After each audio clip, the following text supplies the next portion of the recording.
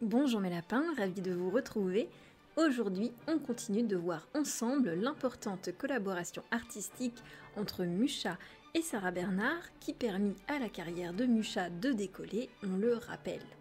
Et oui, on n'a pas encore fini d'épuiser la richesse de production que ce mécénat a fait éclore. On continue donc dans ce troisième épisode consacré à ce sujet avec la pièce de théâtre Médée qui est une adaptation par Catulle Mendes de l'œuvre du tragédien grec Euripide et il s'agit d'un drame en 3 actes, en vers, avec Sarah Bernard évidemment en interprète du rôle titre de ce personnage particulièrement sombre de la mythologie grecque. Au cas où, si la figure de Médée ne vous parle pas, eh bien sachez qu'il s'agit d'une figure tragique qui par amour trahira sa propre famille, commettra vol et meurtre, allant jusqu'à l'enfanticide et qui finira trahie par Jason pour qui elle aura pourtant tout sacrifié. Dans cette affiche, je trouve que l'on ressent vraiment la dimension tragique de l'histoire. Musha nous livre ici une interprétation palpable avec cette espèce de présence scénique très convaincante de Sarah Bernard dans ce personnage de Médée. Donc l'essence même de la tragédie, elle se ressent dans l'expression tendue et les yeux écarquillés de l'actrice. Moi je trouve que c'est vraiment l'affiche où le personnage est le plus, dans l'émotion par rapport un petit peu à toute cette série d'affiches qu'a fait Musha pour Sarah Bernard. Donc le paysage est stylisé en arrière-plan et montre l'influence de la mode contemporaine du japonisme et renforce l'atmosphère exotique du drame. Bon, c'est un petit peu what the fuck parce qu'évidemment Médée c'est grec donc ça ne se passe absolument pas au Japon, mais bon, ça fait partie un petit peu de cette ambiance, orientalisme, exotisme qui fait partie très fortement du 19e siècle. Donc sur cette affiche, Sarah elle apparaît hiératique, couronnée d'épines, toisant un corps inanimé à ses pieds, et quel corps, hein, puisque l'artiste choisit justement de représenter Médée au moment le plus dramatique de la performance et de la pièce, et du mythe évidemment, c'est-à-dire le moment où elle poignarde cruellement ses propres enfants après le meurtre insidieux d'un rival.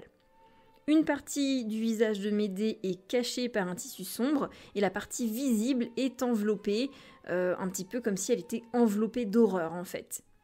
Musha ici nous offre une posture qui est vraiment très tendue, avec des mains qui sont convulsives, qui ne font que renforcer en fait cette espèce d'impression de folie, de malaise, de mal-être et ce côté malsain en fait. On notera aussi que la robe a des tons extrêmement sombres, qu'elle couvre tout le corps de Médée, et qu'elle serait, paraît-il, voulue un petit peu comme étant des vagues de la mer nocturne dans lesquelles les enfants morts seraient comme couchés au pied d'une femme noyée. Voilà, donc Musha arrive à rassembler tous ces éléments et toutes ces choses de la pièce dans cette simple affiche en fait. Autre point important sur cette affiche, vous noterez la présence du bracelet serpent porté par Médée. Eh bien, vu que le but de cette série, c'est de vous montrer que Musha, il n'a pas fait que les affiches, il a fait des études de costume, il a fait des études de décor, enfin, il a fait plein de choses. Eh bien là, il faut savoir que ce bracelet, il est réellement porté dans la pièce par Sarah Bernard. Et en fait, c'est un bracelet qui a été commandé à Musha par l'artiste, c'est-à-dire par la divine Sarah, et qui a été réalisé évidemment par le joaillier Georges Fouquet, hein, puisque Musha n'est pas joaillier en fait, il dessine, il crée, il imagine ses bijoux, mais ce n'est pas lui qui fait la réalisation technique, matérielle de l'objet ensuite. Bref, le tout a donné lieu à la naissance d'un bijou extrêmement élégant, quoique légèrement étrange en fait, et surtout extrêmement luxueux. Donc vous avez ce corps doré du reptile qui est décoré de diamants, de rubis, d'opales et d'émail. Et ce qui est important ici, c'est de noter encore une fois que Musha, eh bien, ce n'était pas qu'un affichiste de génie, c'était un décorateur, c'était un peintre incroyable, ça on va le voir dans les prochains épisodes plus tard, mais il a aussi créé, je vous l'ai dit, des costumes de théâtre et des bijoux. Des bijoux d'ailleurs qui n'étaient pas forcément destinés qu'au théâtre, hein, bien sûr.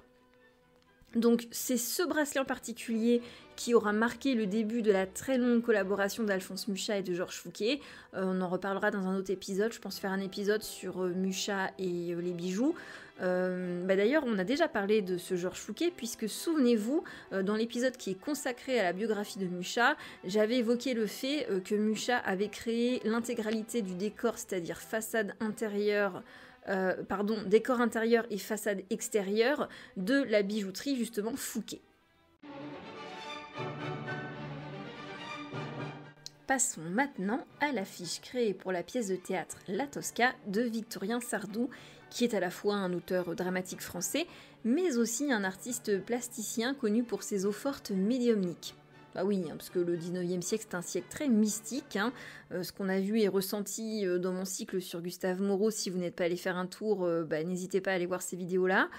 Et donc au 19e siècle, il y a cette folie du spiritisme qui s'empare de beaucoup de monde à partir des années, on va dire, 1848. Donc ça, on en reparlera une autre fois, un autre jour. Donc évidemment la Tosca, c'est une œuvre dramatique, parce que c'est le style qui plaisait à Sarah Bernhardt, donc c'est une œuvre qui est composée en 5 actes et 6 tableaux, et qui sera présentée pour la première fois en novembre 1887 au Théâtre de la Porte Saint-Martin à Paris. Elle va être très régulièrement jouée. La pièce écrite par Sarah Bernhardt est d'ailleurs reprise le 21 janvier 1800, écrite par Sarah Bernhardt, mais n'importe quoi, écrite pour Sarah Bernhardt. Voilà, elle est donc reprise cette pièce le 21 janvier 1899 à l'occasion de l'inauguration du théâtre Sarah Bernhardt, salle dans laquelle la comédienne se produira désormais, c'est-à-dire dans son propre théâtre. Le synopsis de la pièce est le suivant. C'est un drame qui se passe à Rome en 1800, où l'on se réjouit de la probable victoire de l'armée italienne sur les troupes françaises dirigées par Bonaparte à Marengo. Donc l'un des personnages principaux, c'est Mario Cavaradossi, français par sa mère, qui lui offre de repeindre un tableau mural de l'église Saint-Andrea pour rester en Italie. Et en fait, tout ça, c'est pour rester en Italie par amour pour une grande cantatrice qui s'appelle Floria Tosca, dite la Tosca. Donc dans un concours de circonstances, il recueille Cesare Angelotti, qui est un proscrit politique qui a réussi à s'évader de prison, mais ce proscrit politique, il est recherché par le sanguinaire Scarpia, qui est régent de la police et qui donc est à ses trousses. Pour le retrouver, eh bien, cette personne imagine un stratagème et ça le pousse à faire exciter la jalousie de la Tosca. Voilà, il se sert de cette femme pour essayer de retrouver du coup sa proie. Et donc, c'est cette femme amoureuse qui va déclencher malgré elle un double meurtre et un double suicide. Parce que oui, la Tosca, eh bien, c'est un mélodrame flamboyant, à tel point que le compositeur Puccini s'en inspirera par la suite pour composer l'un de ses plus fameux chefs-d'œuvre lyriques, dont le succès a injustement éclipsé la beauté de la pièce originelle.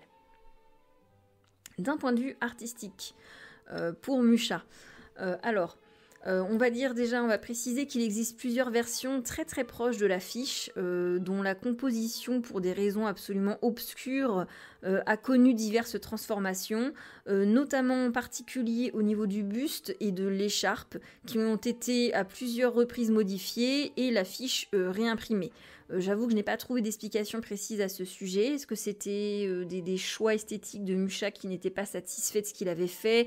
Est-ce que c'est Sarah Bernhardt qui a fait des demandes? Est-ce que c'est l'imprimeur? Je ne sais pas. Sinon ici, on retrouve le format allongé qu'utilisait Mucha pour ses affiches de théâtre. Faut noter ce qui n'est pas forcément bien visible en reproduction sur l'écran.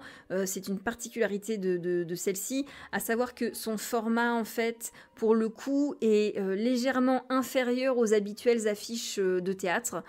Et c'est d'ailleurs la seule des affiches de pièces faites pour Sarah Bernhardt qui n'existe, entre guillemets, qu'en petit format, qu'en plus petit format.